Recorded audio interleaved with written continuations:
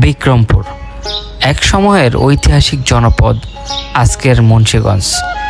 British শাসন আমলে যখন কাঠ ও মাটির ঘরের পাশাপাশি টিন আমদানি শুরু হয়, তখন থেকে ধীরে ধীরে গ্রাম বাংলায় জনপ্রিয় হয়ে ওঠে টিনের চালাঘর। বিক্রমপুরের অনেক শিক্ষিত প্রবাস ফেরত পরিবার কিংবা মধ্যবিত্ত কৃষক টিনের ঘর তৈরি করতেন সম্মানের প্রতীক হিসাবে। যদিও এখন কংক্রিট আর আধুনিক ডিজাইনের বাড়ির যুগ চলছে, বিক্রমপুরের বহু গ্রামে এখনও দেখা যায় সেই পুরনো টিনের ঘর। অনেক পরিবার এগুলোকে যত্ন করে রেখেছে, দিয়েছে মায়ার জায়গা। সিমেন্ট কিংবা ইটের ঘর তখনও দুর্লভ ছিল। এই ঘরগুলো সাধারণত একচালা, দোচালা কিংবা চৌচালা চাল দিয়ে তৈরি। এর দরজাগুলো ছিল কাঠের এবং জানালাগুলো কাঠের তৈরি, এবং দরজায় ছিল সুন্দর কারুকার্য খচিত ডিজাইন।